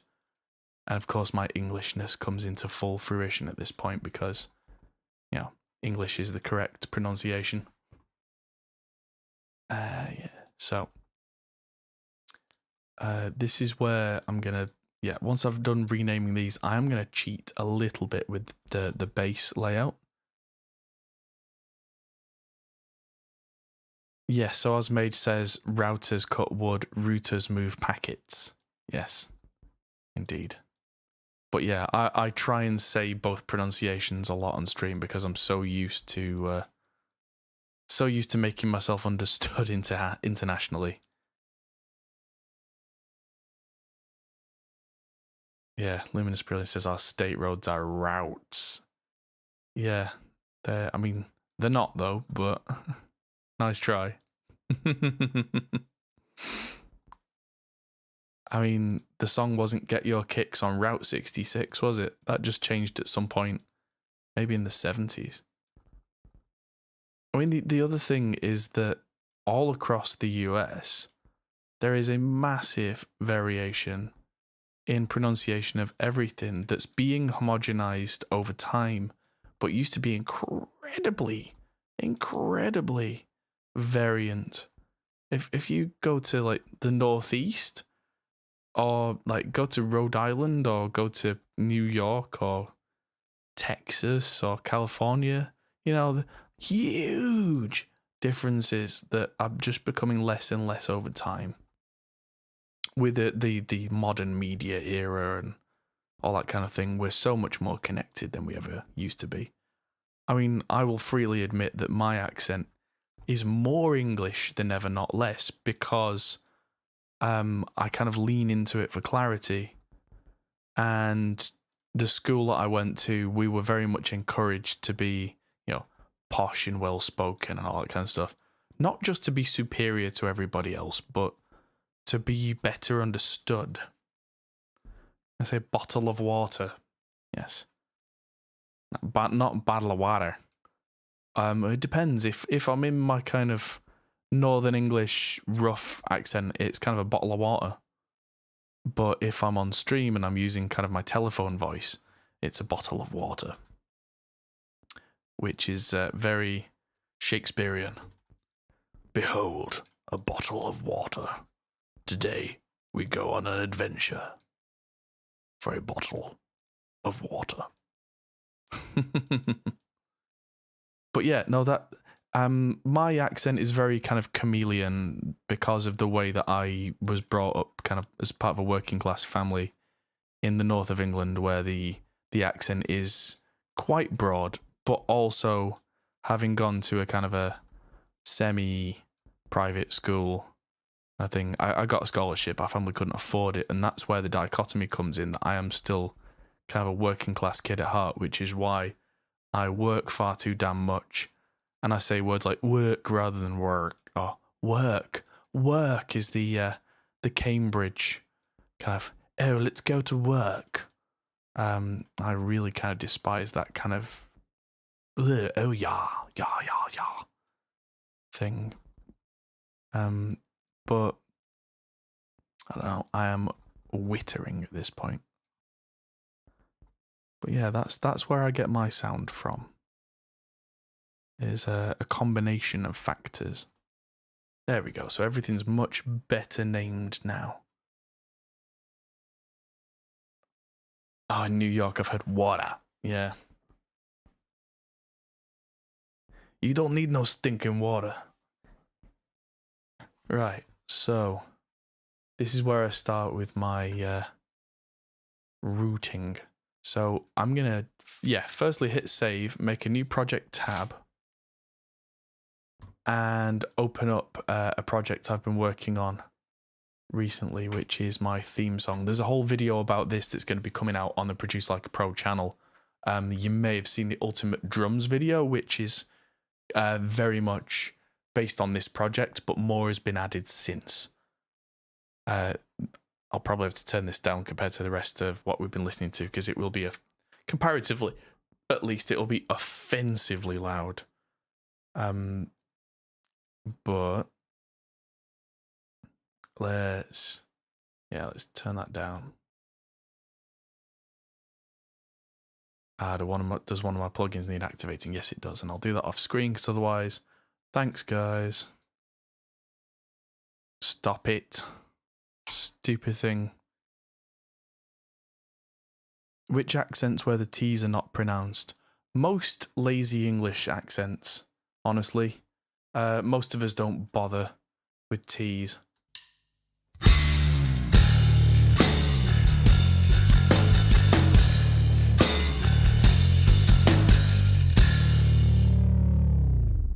Yeah, so that's the bass sound, which I'm just going to copy straight out of there.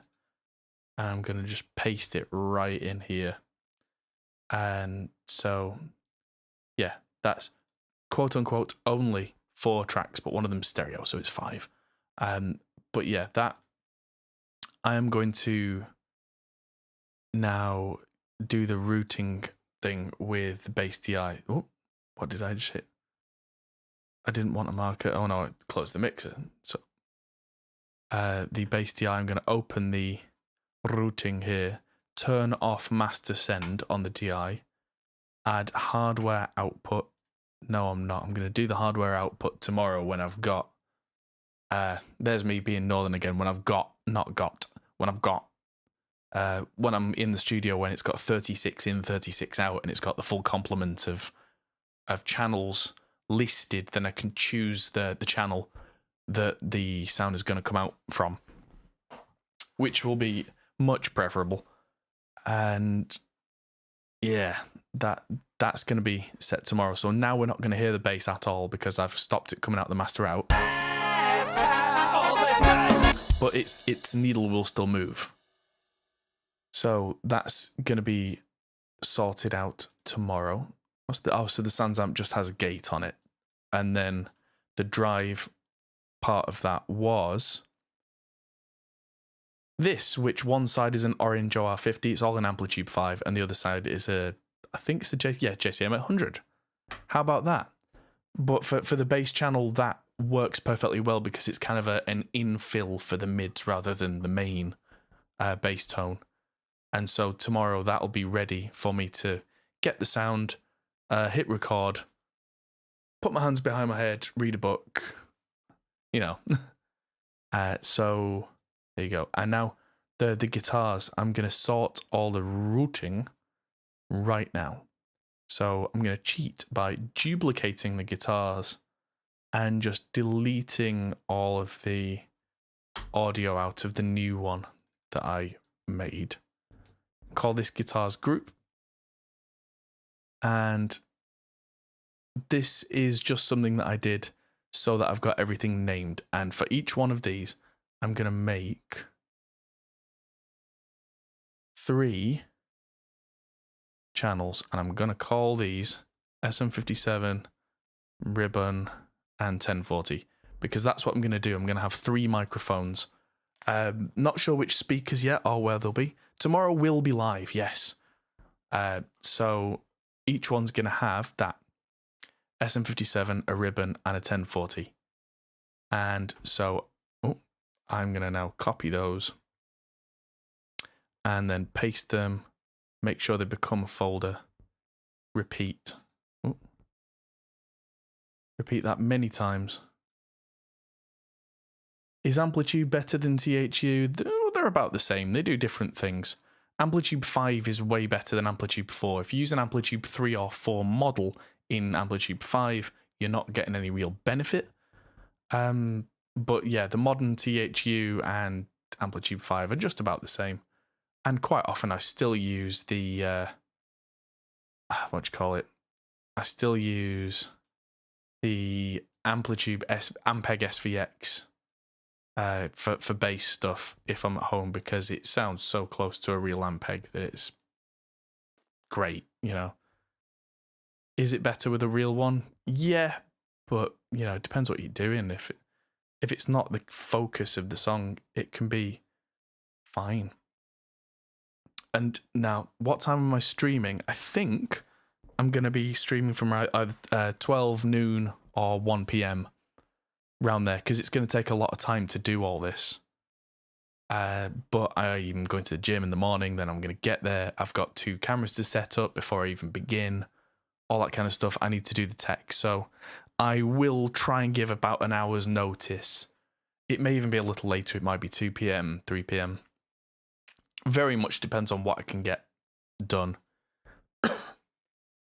And, not an announcement. I don't want to sound like I'm showing off or anything, but I just ordered the new M2 MacBook. So that's arriving at the studio tomorrow. Because I go on tour with Monuments on Wednesday, and I needed something that's not broken, and my poor red laptop is kind of dying of death. Guitars, and yeah, so the poor thing wasn't going to make it, and I want to make videos specifically about the new M2 MacBooks, and I've got plans for using Logic for a video or 2, and there's other projects that people want me to be involved in that require a Mac. So I pulled took the plunge. So I'm going from being PC only to PC and Mac. And I'm going to go through all the trials and tribulations of the new M1 and M2 Mac architecture and see where that's up to and make videos on that too. So that's going to be fun. And also my Steam Deck should probably arrive next week while I'm away, because that was supposed to arrive already, but it's coming from the Netherlands and shipping has been, a nightmare. But yeah, what I'm doing now is I am sending all of these into folders and then into other folders. So I'm making rhythm group, and then I'm going to put all of these rhythms in their own group. Then I'm going to make an octave group. And you can see how the folders become 2 or 3 or 4 deep. But it's partly an organization thing, and it's partly that I then don't have to use aux buses. Excuse me. Oh.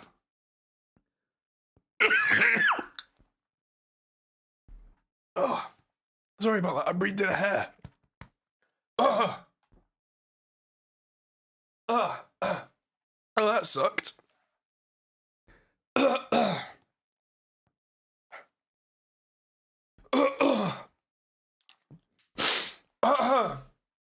Oh, there we go. Sorry, I had got a hair stuck at the back of my throat. That sucked. But yeah, it's an M2 Mac that I've ordered, the new M2 MacBook Air. So it's apparently about 40% faster than the M1, but has a great battery life. Too much streaming, yeah. Oh, that that was unfortunate timing, because if that had happened way earlier, then I would have took a break. George says it'd be interesting to see how I get on with a Mac laptop. It'll be fine. I've used Macs before.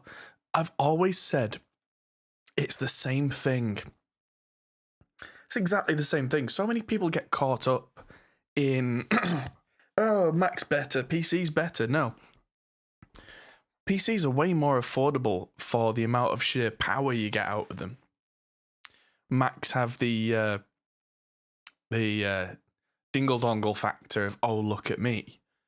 The only reason that I've bought a MacBook is because I'm going to be doing projects that require it.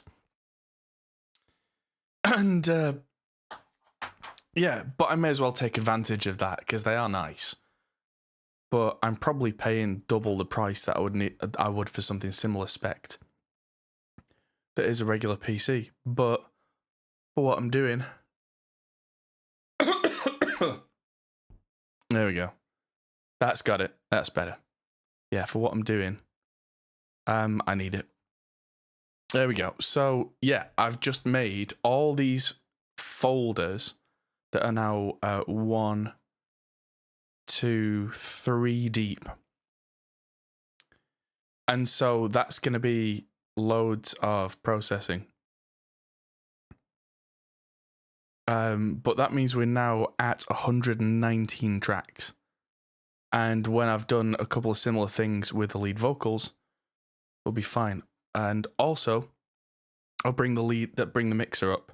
Now, if I shift and click all of the DI guitars, I can alt and click on the routing tab there. And now none of them go out of the master out. Did you see the little green light? I'll turn it back on. Little green light went off. We now don't hear them at all. Which means that they're now ready. So I'll mute them all. And I'll mute the bass too. And so as I need them, as I go through the reamp process, I'll unmute them one by one so we don't accidentally double up and send 2 guitars jammed through the same reamp, because that always sounds horrible. And be methodical about it. And so tomorrow, and we'll do this with the lead vocals as well, I will alt-click those. And I'll duplicate them. And I'll just call them lead vocal DI and double DI. Yeah, I definitely got hair in the throat then, that sucked. But yeah, so what I'll do is I'll send these out of an output and process them and bring them back in here. and we'll have lots and lots of fun. But until then, I think that is us. I think you nearly watched me die.